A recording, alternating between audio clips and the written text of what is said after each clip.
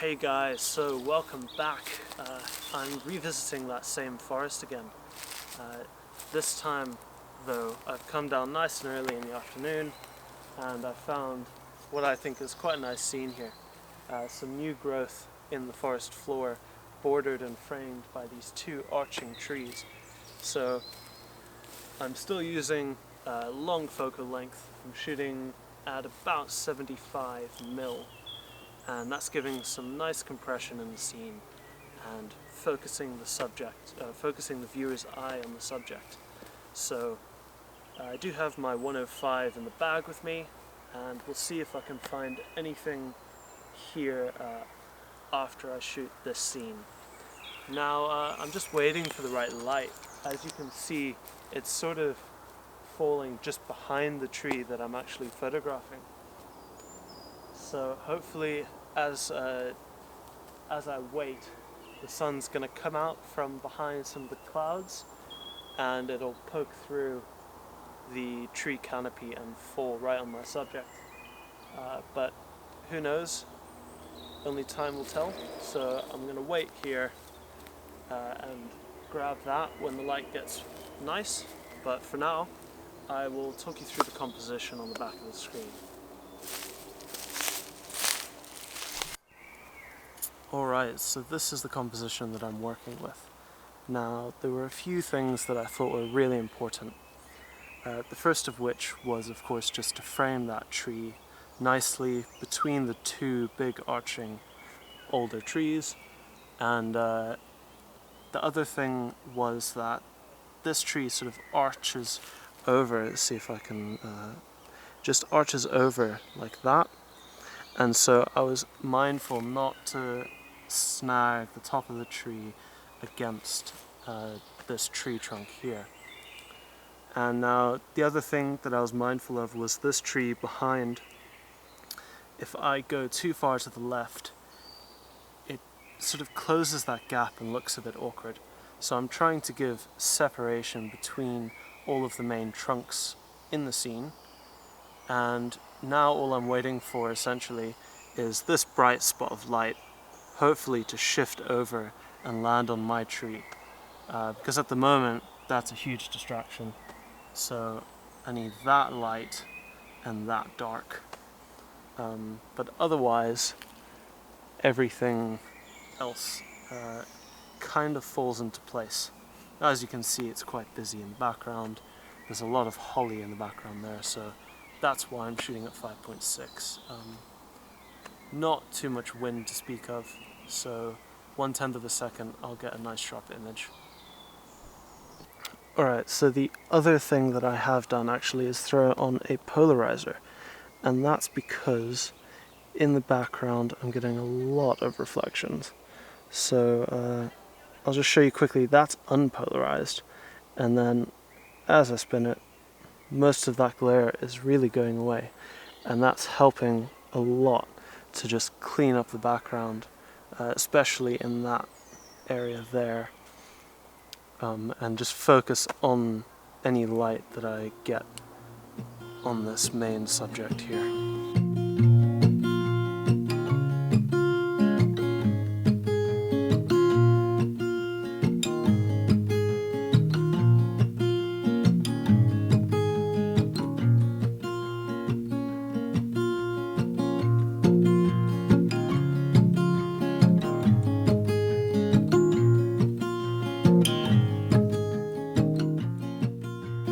Okay, so I think I've got something there. There was a nice patch of diffuse light that came through, really evened the scene out. We'll see in post-processing. It's hard to tell from just on the back of the screen. Really need to see it on the computer. But I will pack up now, and let's see what else we can go and find.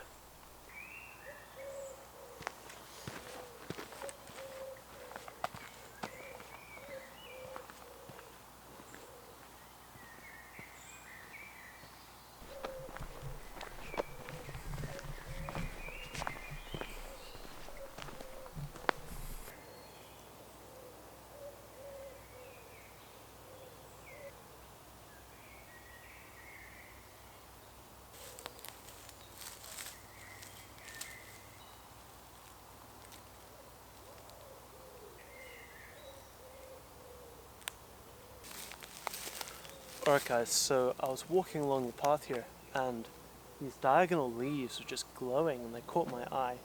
Now they're coming off of what looks like a big hazel tree and they're spilling out into a nice clearing in the forest. So what's happening is the sheen on the leaf is really catching the ambient light that's coming through. So it's creating a lovely contrast between those leaves in the foreground and the dark forest in the background. Now I've positioned my camera nice and high to get rid of any of the ground in the composition. I'm trying to really focus in on those leaves, and to do so I've put on the 105 macro lens, so I should be able to get a nice separation between foreground and background. That's one thing that I really love about using the sort of telephoto and longer focal lengths in woodland and tree photography, is it just allows you to create a bit more separation, and it forces you as a photographer to think about what is important in your scene and where you want to draw the viewer's eye. So in this case I've gone for a vertical composition. I know it's going to be a black and white conversion. I'm already thinking about that in advance, and those nice diagonals through the vertical composition really create sort of a dynamism, and I quite like it as a scene, but I will show it to you in just a second and let me know what you think in the comments down below.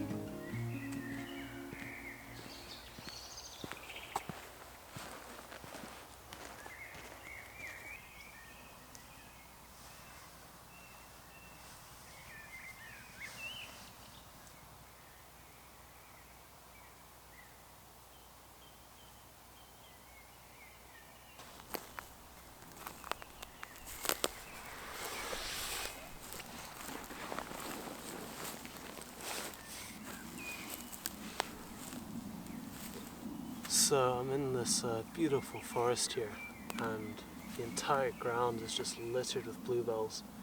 Now, in my last video I said that often we forget to look a little closer, and I'm taking that quite literally today by trying out some macro photography.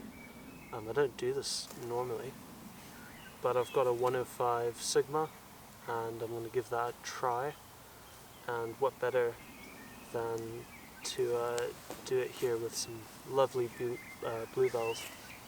And I'm right on the edge of the forest, so there's some overcast soft direct light, and I should be able to position my camera so that I get a really blurred out background, so there's just a sea of blue and purple.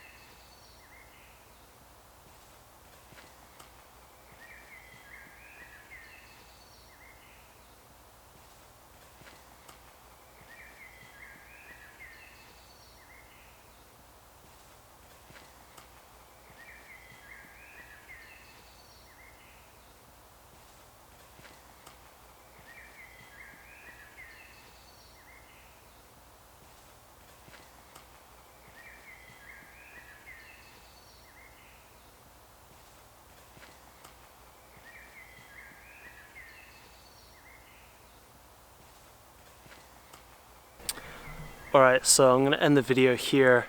I hope that was helpful and somewhat informative on how sometimes just setting limitations and maybe even using something you wouldn't expect, like a longer focal length in a crowded woodland space, can breed creativity in your photography. So maybe give it a try next time you're in the woodlands. Just take along your telephoto lens and see what you can come up with. Until next time, cheers.